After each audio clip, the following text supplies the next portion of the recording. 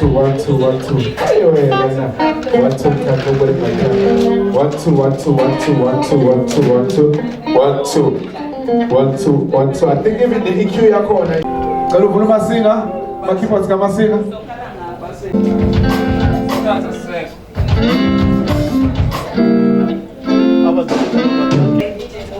Oh yeah. So I will say that.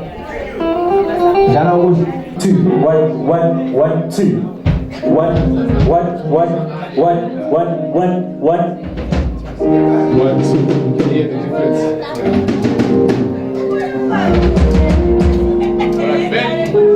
Alright, 1 2 3.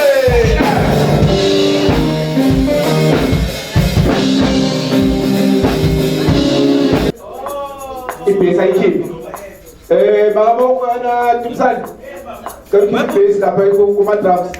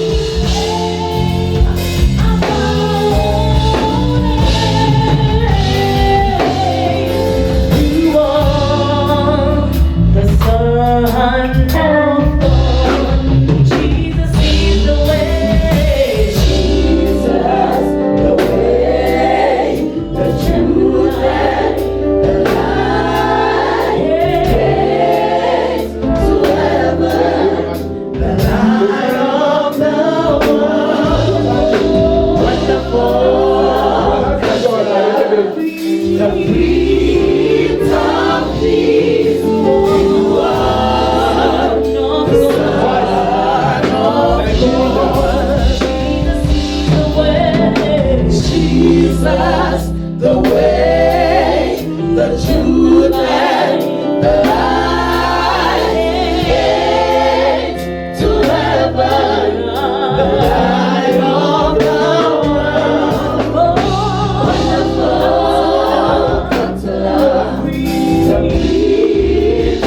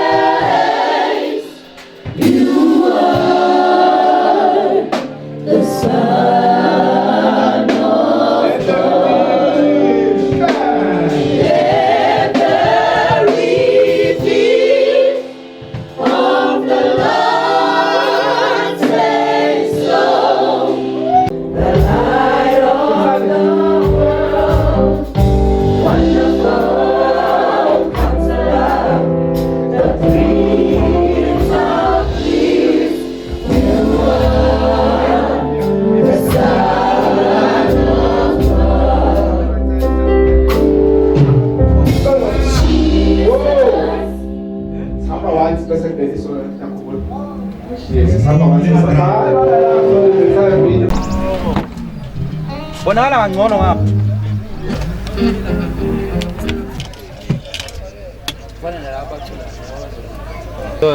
Indaba yakhe asikhohle nje ngoba vele nje. We want to get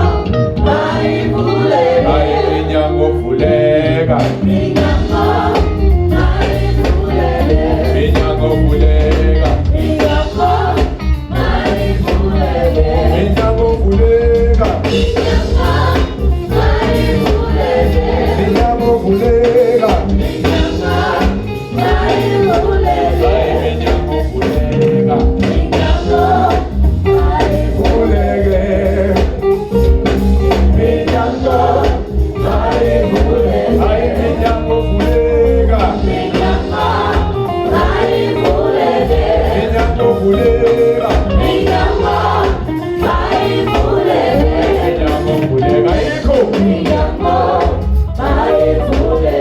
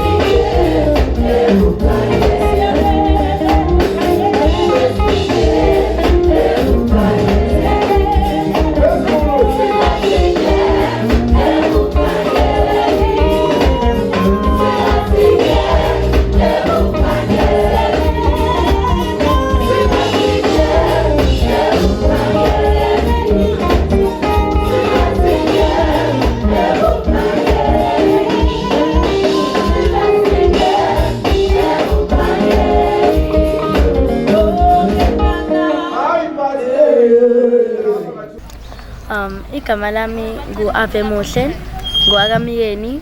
Igama lami uZandile Makagula. Igama lami nginguNompumelelo Ndebele. Okay, igama lami ngiwumpume ngwakwambokazi. Ngihlala eNanda immediately njengamanje ngiqhamuke khona. Ibandla engilimele namhlanje libizwa ngokuthi Mount Zion Worship Assembly elitholakala kwaDabeka ePinetown. Ngiyafunda ngenza grade 7 eHillcliff Primary School eNewlands West. Kuleli bandla ngihlala ingxenye yokuba umholi, ngingxenye abaholi baleli bandla and bese ngiphinda futhi ngibe ingxenye abaholi be Ministry of Music.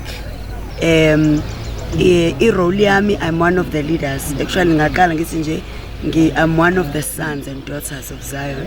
That is how we are addressed, and I'm one of the leaders enkonzweni, and I'm also one of the leaders ku worship ministry eseva ku Ruach Praise. Ngi-leader ye-worship team which is Ruach Praise and ngi-elder yebandla.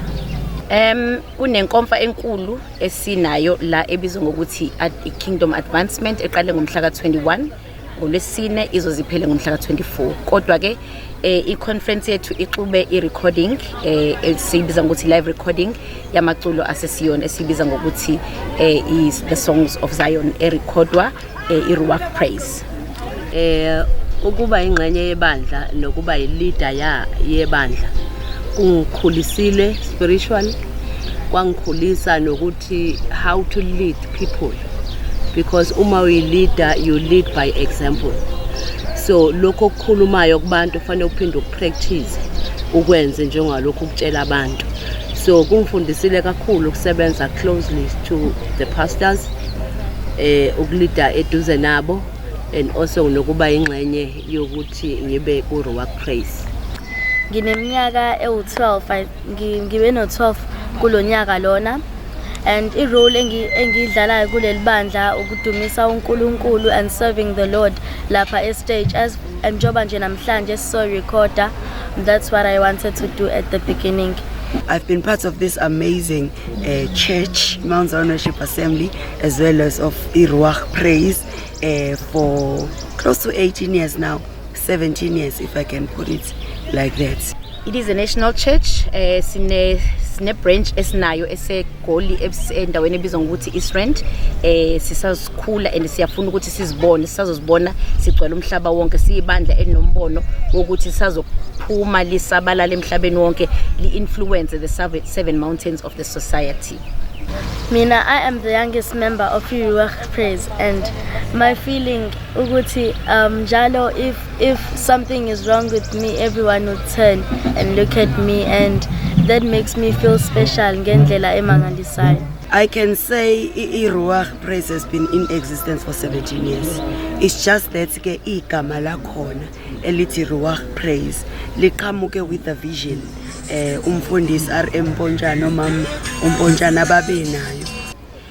Ruach Praise, it's a Hebrew word esuke lisho ubukhona noma ukwamukela ubukhona bukaNkulunkulu la khona sisuke sideclare khona amaculo esiwabiza ngokuthi amaculo asesiyoni la khona akhuluma ngama foundational scriptures of the church. So igama leli le Ruach Praise liqanjwe lisukela kulesizinda lesi sobukhona bukaNkulunkulu la mase sihlangene sihlabelela amaculo asesiyoni, sihlabelela amaculo sitshakadula esiyoni, sijabula kumnandi sisina sidansa senza lokho okwenziwa esiyoni. I understand one thing, we are not just worshiping or singing to entertain people, but it is all about God. Okuyi slogan sethu njengebandla ukuthi when we are worshiping God, we are worshiping God full of joy. As ibandla lethu limayelana ne-worship, limayelana nokuworshipa ngohlobo likaDavide. Yes, njengoba igama lethu siyi Mount Zion Worship Assembly, that means asigcine ebandleni ngaphakathi kuphela kodwa sisabalele emphakathini wakaDabeka. Umphakathi wakaDabeka uyasazi ngisanda ngene imoto yamaphoyisa la bebezosibheka because bayasazi and bayazi ukuthi sine event ekhona. Ngamanye amazwi emphakathini singenile kuona, siyashumayela, siyambeka uJesu bese umphakathi walendawo osakhele uzala njengalokhu izwi kaNkulunkulu lithi izizwe zonke ziyogobhozela endlini kaNkulunkulu. Mangabala mhlambe membership mhlambe singathi sina 10 vocalists bese siba nama musicians, ama instrumentalists mhlambe aba 5 uncika iavailability yabo kodwa nje minimum singasho sithi baba u5 siqhamuka all around nje la endaweni yase Pine Town mangabe kanjalo noma yeTheku angibeke kanjalo ngenxa yokusefa. Ngokomsebenzi ngiwunurse, ngisebenza esibhedlela eMphumulo under iLembe district. Okay, uZandile uthisha, uMpume naye futhi uthisha, kodwa ke uMpume yena usebenza ukuhambela ikole ngamanye amazwi ngathi umhloli. Yeah. Into eyangi-inspirisha ukuthi ngigcine sengi-part of serving the Lord is because umana there's not even a single day that ebezoshiya khona sihlale nje ekhaya, and one day director decided that we should get into Ruach Praise and serve the Lord with them.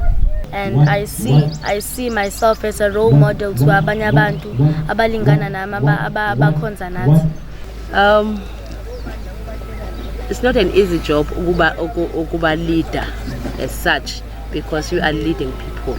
Kodwa ngenxa kaKristu, uma umuntu lithi izwi kaNkulunkulu, uma umuntu esekuKristu udalwe esisha, konke okudala kuyadlula. So mase sikuKristu umuntu omdala siyamkhumula. Kodwa ke ngithola kuba lula kakhulu ukusebenzisana kanye nabo ngoba sonke singabantwana bakaNkulunkulu. Kuba lula kakhulu kuba leader, although we are human beings, kodwa uma umuntu emese kuKristu kukhona ushintsho umuntu analo ngenxa kaKristu okuye.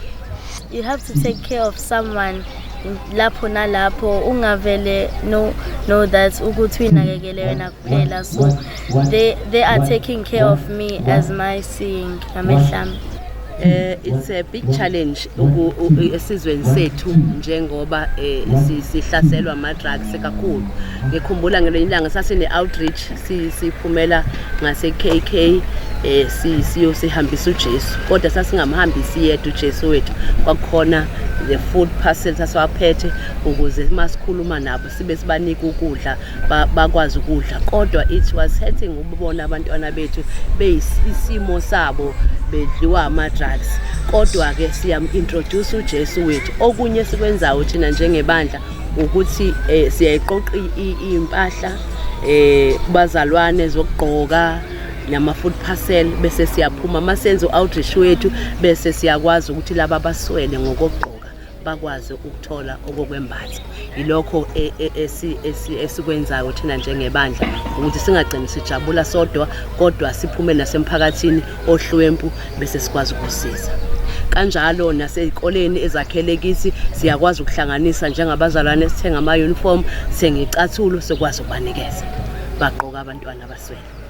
So sine understanding yokuthi eSiyoni kunegidigidi zeingelosi ezisuke idumisa kanye nathi inhlanganyelo leyo yenjabulo. Siyazi ukuthi ukudumisa kaDavid ilokhu kokudansa, ukwazi ukudansa ucule unyukubele. So leyo joy vele irestile phezukwethu.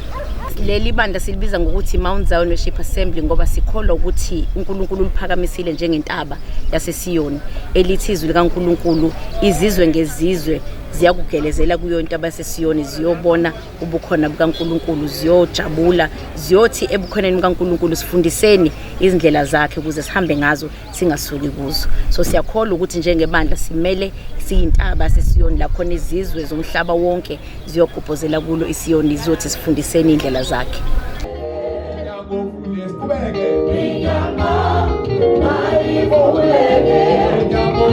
Igama lami usabe Nkosi owonkane ngumsunguli webandla iMount Zion Worship Assembly. Isinda sayo ikomkhulu layo lisePine Town elokishini okuthiwa kwaDabeka. Leli bandla liqale ngomhla ka5 kuFebruary ku2006 khona endaweni yakwaDabeka.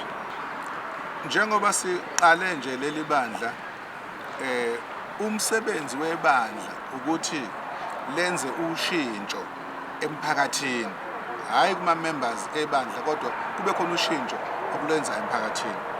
Siqale ke singenayo indawo yokukhonzela, sakhonzela emahholo omphakathi ko Ward 19 Ward 20 siphuma singena. Sathi siyangenelela ezintweni ezenziwa umphakathi. Kwathi makushona ikhansela lokuqala sahlangana sathi asihambeni siyobakhalisa siyothenga imvu siyonikeza umndeni. Kwasuka lapho kwaba nesiphepho esikhulu, kwaphephuka iroof yonke yehholo. Uhulumeni wathatha isikhathi nathi sangakwazi ukukhonza nomphakathi wangakwazi usebenzisa ihholo. Sahamba sayothenga imaterial liyehholo, ihholo lafaka imaterial, saqhubeka sisebenzisa ihholo nomphakathi wabenefita. Uma suka lapho sibe sesingene sibheka ukuthi uziphi idingo ezinye ezikhona zomphakathi. Sabona ukuthi ezikoleni kunezingane ezihluphekayo ezingena ama uniform. Saqala sathengela izingane ama uniform sayihambisela ezikoleni la kunedingo khona. Sangenelela lapho. Kutheke ngelinye ilanga sihambisa iuniform esikoleni esithile. Sihamba nekhansela uZungu. Uprincipal wabuza ukuthi leli bandla selenza umsebenzi omnangaka litholakala ama office enakuphi nikuphi. Ngase ngithi mina buza nali ikhansela uZungu, uyena ongachazela kancane. Wasethi uZungu masuka la ngiyonikhombisa indawo la ngizonibeka khona. Wabeka uZungu masuka lapho sisikhombisa indawo ukuthi nansi indawo engakha kuyo. Yile ndawo ke esikuyo ke esayithola ngokuthi singenelele ezintweni zomphakathi. Asigcinanga ke lapho. Bekuthi uma kunemicimbi ekhona yomphakathi, umphakathi udinga isound, sibanikeze isound mahala. Sibanikeze ama members azofike acule. Ngiyakhumbula nje ukuthi kwakunenhlangano yeyiyoni. Kwakuthi mayizokwenza umcimbi nje isithinto sibanikeze isound yonke nabantu bonke abazokwazi ukuthi babalekelele kuyo yonke into.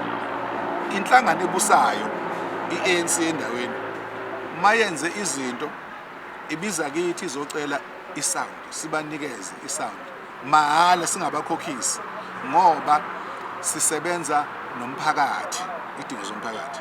Kusukela ngo2016 uNkulunkulu wayewasinikeza umbono wokuthi sesihlala isikhathi eside sikulesi simo esikuso siku-comfort zone.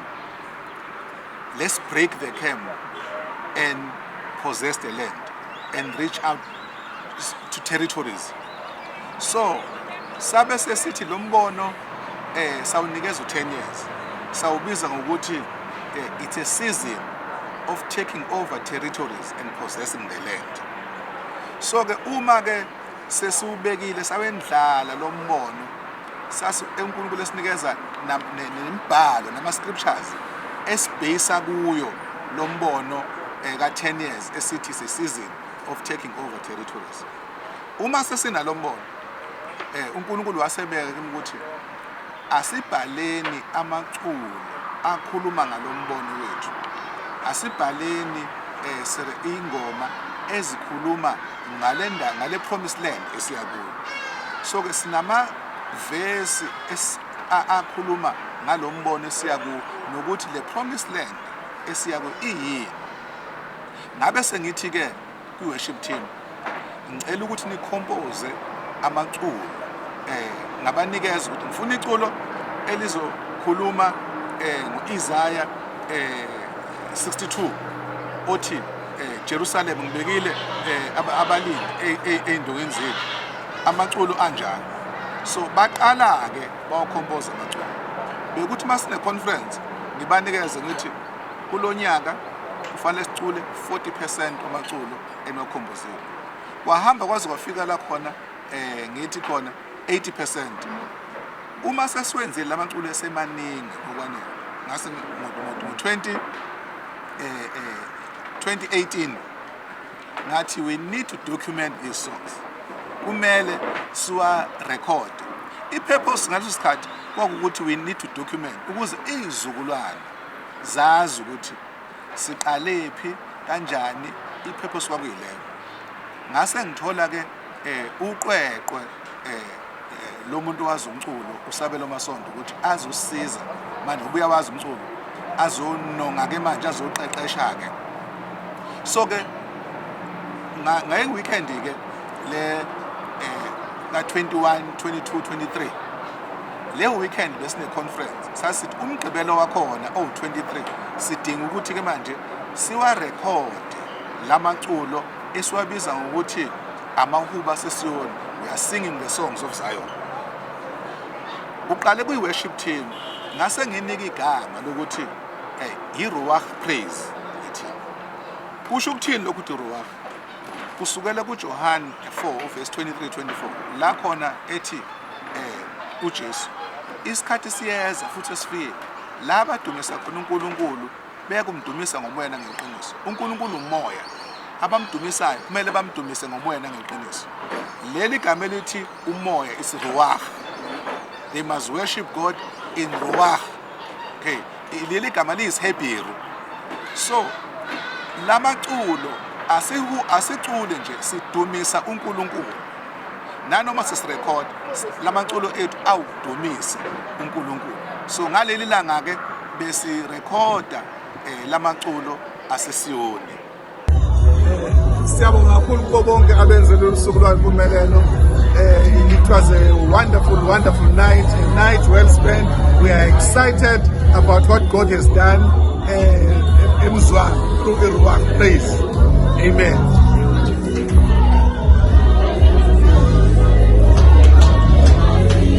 Inhloso yethu enkulu is to preserve njengoba usho. Kodwa uma eletha imali, so be it. But akuyona inhloso yethu leyo. Nakuba mas record sifuna ukuthi into yethu ibe sezingeni lomhlaba. Akwazi abantu ukuze afike ezingeni lomhlaba kumele senze yonke into ibe sezingeni, ibe high quality. Ingakho sithole abantu abangochwepheshe mabenza izinto. Ayikho into oyinikeza uNkulunkulu uyenze iphumelele ngaphandle komkhuleko. Umkhuleko isona sizinda sayo yonke into. Ngakho uma siqala lo msebenzi sibese siba nabantu abazoba ngabakhuleki, abazochitha impilo yabo bekhuleka. Sibabiza ukuthi lawo bantu ke ama watchmen on the wall. Njengoba amadolobha akudala ayakhiwa abe neyindonga ezinde bese kubekwa abantu abazogada ukuthi asikho isitho. Beshintshana laba bantu bengena ngama-watches athile ngekhathi ezithile beshintshana. Kanjalo nala emkhulekweni sinabantu abakhulekayo abangena ngekhathi ezithile beshintshana ukuze sikhuleke 24 hours. Into enkulu ebebeyenza ke kulesi sikhathi bekukhuleka le recording ngoba siyazi ukuthi ngeke iziphumelele ngaphandle kwabo lawo bantu bekhuleka these watchmen. Yilalo izaya ke engena khona othi ngibekile abalindi engangeni zakho Jerusalem. Ingakho neculo lethu kuneculo elimnandi kakhulu elikhuluma ngayo iJerusalem ukuthi for Zion's sake I will not hold my peace. Isukela lapho leliculo. Inhlanga izwe noma inhlangano noma any organization ukuze ikwazi ukukhula kumele inakekele abantu abasha, kumele inakekele abantu abasha. So nathi sinabantu abasha sithi iJosiah generation. iJosiah generation kusukela einganeni ezina 8 years kuye phezulu ingane sibiza Josiah generation. Zi-focus point yethu ukutraina nokuqeqesha ingane. Angibeke nje ukuthi kusukela lapho uJosiah generation. uJosiah wayena 8 years uma eba inkosi. Uthe mina neminyaka ewu16 wenza inguquko ezinkulu eJerusalem uJosiah ngizothi ungowesibili ukusondela kuDavide ngokwenza inguquko ezinkulu. Nathi sifuna ukwakha lesi sizukulwana lezi ngane zethu sizakhe kube izona ezizokwakha leli bandla. Ingakho lana kule group Ruach kunezingane esiqale le vision zina 7 years ezinye zina 6 years. So manje izona eziculayo enye yazo ibilida iculo enye ingane ezazincane namanje it's around 12-13. Umfana odlala ubasket umfana omncane una 16 years naye ngalesikhathi sikhuluma ngombono wayeyiphatha le group iJosiah generation. So lo mbono ke ifocus area yethu isekwakheni le generation ukuze ibambe lo mbono iqhubeke nawo. Ebandleni focus yethu ilapha. Ngaphandle kwebandla sifocus endweni zomphakathi. We focus so much ekutheni senze uguquko emphakathini. Umphakathi esiphila kuwo uhlukunyezwe izinto eziningi. Oqala khona ubumpofu. Izingane ezinye azinabo abazali, ezinye abazali bashona ngenxa yesifo esike sangena. Lezi ngane zinakekelwa ngogogo. So into esike sayiqala nesifisa ukuthi siyenze ukuthi lezi ngane singagcini ngokuthi sithengele ama-uniform izinto, kodwa ebandleni lezi ngane mayiphuma esikoleni zize ebandleni zizokwenziswa i-homework, zenziswe i-homework, zifundiswe, zibuyele emakhaya sezikwazile ukwenza i-homework ebandleni, zakwazi ukudla, zibuyele emakhaya seziyolala ukuze ogogo bangabi nomthwalo wokwenzisa izingane i-homework zonke abasekho mama futhi abanye bogogo bafundile. Therefore kuwumsebenzi wethu ukuthi sithathe abantu abakhona ebandleni, abanye bakhona bangothisha, abanye bangonjiniya, lawo bantu bakwazi ukuthi benze lo msebenzi singenelele ngoba njengoba ngisho ukuthi ifocus yethu sekwakheni the next generation. So ilokho sifuna ukuthi singenelele kakhulu kukho ekwakheni ingane. Number 2 ukudila ne-issue yama-drugs. Dila ne-issue kakhulu yama-drugs ngoba umphakathi esiphila kuwo uhlunyezwe kakhulu ama-drugs. Intsha ifile ama-drugs. So sikwazi ukungenelela ukuthola abantu abangama-professionals, kusetshenziswe indlu yesonto ukwazi uqoqa lawo bantu bazokwazi ukuthi baphuma kanjani. Sesiqalile ukuthi sipartnerishe nebandla elinye ne-organization enye ese-Westville ukuthi izosiqeqesha ngoba kudinga ukuthi uqeqeshwe dila nabantu ama-drugs kodwa sikwazi ukuthi bazoqeqesheka. Indlu yesonto le akuyona eyethu sodwa eyomphakathi, it must benefit umphakathi. Ngisebenza kakhulu nabefundisi endaweni esikuyo. Ngiwusihlalo wabefundisi base Clermont ngwadabeka, so ngiwusihlalo befundisi. Enye yengxenye le esisebenza nayo kune organization yabe eqalwe ngenxa yodlame ye-looting. Saqala inhlangano, sahlangana nabelungu base-Westville, base-Pinetown, abanye abafundisi, abanye business people. Sabona ukuthi inkinga enkulu ukungasebenzi kwabantu, kungabikho umsebenzi. Sahlangana, sakhuluma ukuthi uma sesibatholile abantu, asikhulume nabantu abaphethe amabhizinisi uba njengoba sihlangane nje nabamhlophe abaningi babo ibona aba-owner inkampani o-Pinetown no-New Germany. Sikwazi ukuthi laba bantu masibaqeqeshile sibatholele indawo yokuthi bakwazi ukuyosebenza ukuze bengabuyeli emuva ngoba as long as ingekho into ebayenzayo noma bengaphuma noma bengakuthola ukuthi emoyeni bakheke kodwa still uma behlezi bengenzi lutho bazolimala. So enye ama-interventions esiphezulu kwawo esiwasebenzayo ukuthi sikwazi ukuthi sibatholele umsebenzi laba bantu kulaba kule nhlangano okukhona khona nabantu bezamabhizinisi. Igama lami nguSibongile ngumanyathi wakwaMpontshane. Ngishade nobaba umfundisi uMpontshane. I'm also a ordained pastor. We are co-pastors bebandla Mount Zion Worship Assembly based KwaDabeka. When we started Mount Zion Worship Assembly, we joined the Ministers Fraternalia KwaDabeka, Waybank, Pinetown and New Germany Ministers Fraternalia with my husband. Kuma elections alandela, we were both elected because when we came in, we were both ordained pastors in our own rights. We didn't go there as husband and wife. Interestingly, I was a secretary who was elected kanjalo ngavotelwa, and he became usihlalo until such time where I felt that I needed to pursue my own profession and career. So while I was full-time, I also was voted as the first chairperson of the religious desk, which that's how it was then known. Yai fall under community participation. And when I became chairperson, the whole purpose was to develop or establish the structure and position it properly. We office mayor so that it functions as it currently functions as the interfaith structure for the eThekwini municipality, and that was achieved. It's enjoyable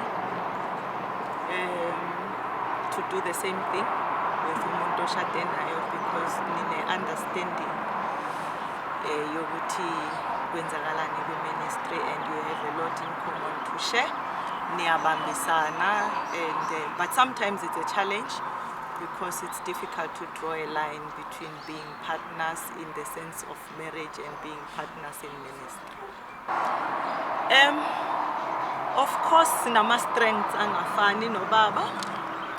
So, as a partner, he plays his part, I play my part. But we understand that there's one visionary, Oguyena umfundisi uMpontshane, who is our real senior pastor. In relation, or generally, I am more focused on the intercession part as well as my projects. I've been more involved in my projects in many ways. Ngike ngaba usihlalo for eThekwini we-Mkhize Foundation. I was responsible for being the last person to authorize indaba yama-bursaries ngaleso sikhathi, indaba yama-gifts for Christmas ngaleso sikhathi. I was assisting in running that project as usihlalo weMtsepe Foundation eThekwini. Okay, also we had people from Badabega receiving training, partnership neMangosuthu in agriculture. Befunda ukufuya inkukhu, befunda ukutshala amaveji, befunda ukwakha ama-chemicals ukuklina, abanye befunda ukusevisa iy'moto. Partnering with iMangosuthu, idea ukuthi njengoba beshilo ukuthi now as if fraternal they are partnering with also my business ngoba we realized ukuthi we invest ukubafundisa but then what, so we need to create ukuthi uma sebefundile bathola ukuthi kube khona bazokwenza-ke ngalokho abakufundile ukuze bakwazi ukuthi baphile. UMtsepe wayenquma ukuthi uzodonate u-500 million ukuze usize ey'koleni, usize women businesses, usize ey'ndaweni ezahlukene. Wayesethi le mali izonikelwa emadolobheni athile neTheku elinye lamadolobha elahlomula. Wathi kodwa le mali kufanele imanejwe abefundisi. Kwabeke uMtsepe usiyafika nesigungu sakhe eThekwini, kwabizwa bonke abefundisi ukuthi kuzokhethwa leli komiti okuyilona elizongamela ukusebenza kwale mali. Kwabeke sekukhethwa-ke uSibongile Mpontshane ukuthi abe usihlalo we-funding committee, uyena one-final word ekukhishweni kwale mali ezohamba inikelwe ku-women businesses, amabhasari ey'ngane, une-final authority ekutheni kunikelwe leyo mali. And kwenzeka lokho, amanye amadolobha amaningi afeyila ngoba awayilandelanga i-criteria ebekwe uMtsepe, kodwa iTheku laphumelela. Ngikhuluma nje kuney'ngane ezafunda zaqeda through leyo funding kaMtsepe uSibongile owakuyena owayeyingamele. Our vision is to raise intercessors who are able to hear from uNkulunkulu such that they have specific assignments to pray for.